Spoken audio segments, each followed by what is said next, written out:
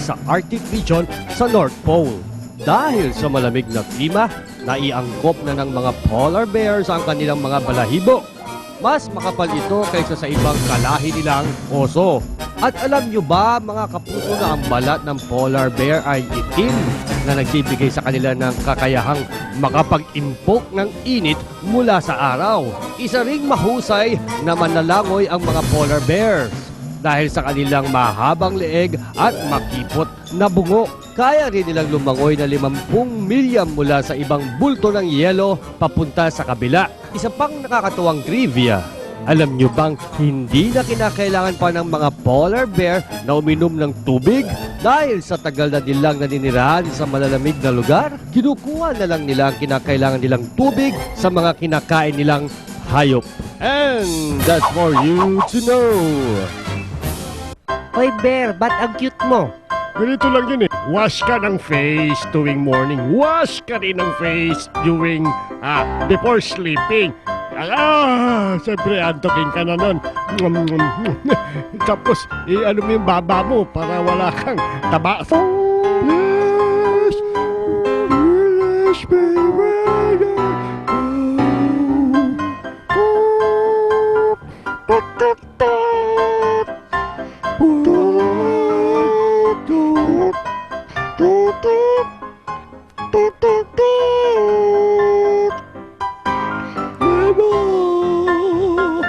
Quack, quack. Ay, gusto mo makipaglaro ha? Sige, sige. Quack, Dyan, quack, pasok ka dyan. Quack, quack, quack. Ikot. Ikot. Yan. Pasok. Yan. Pasok. Pasok. Ang galing mo. Nakakainis talaga. Nainis talaga ako sa nangyayari sa buhay ko. Hindi ko na yata makakaya na mabuhay dito sa mundo ito. Nainis talaga ako. Ano kaya gagawin ko? Ay, hindi ko na maibsan. Ay, matulog na lang ako. Lord! Lord! Oh God! Oh Lord! Lord! Lord! Lord! Help me, Lord! Lord! Lord! Lord! Amen! Amen! Amen! Bless you! Bless me! Lord! Lord! Lord! Sana bigyan mo ba ako ng maraming food? Lord! Come on and stand up for your right. And you walk to the park with someone, and you stand up for your love. And you kick, and you kick, and you kick, kick, kick, kick.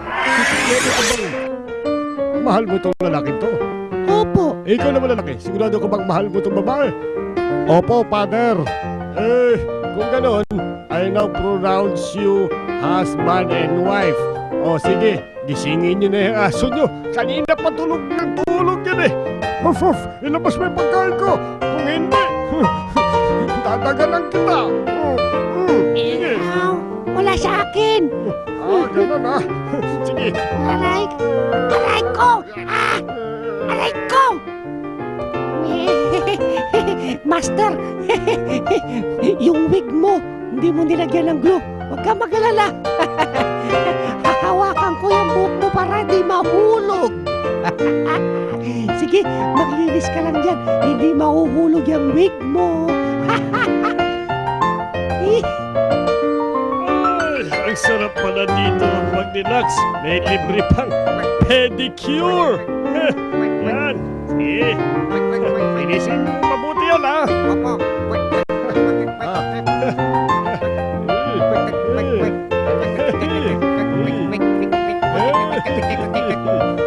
Alam nyo ba ang sikreto ng pusang ito kung bakit malambot ang kanyang balahibo? Siyempre, ganyan lang yan oh. Nilulubog niya ang balahibo niya sa conditioner. At isa pang nakakaaliw na top video of the day. Sige. Linisan mong mabuti yan ha. Linisan mo. Ito po, nililinisan ko na nga po ng mabuti, oh. Ang daming mancha nitong salamin mo, sir. Hindi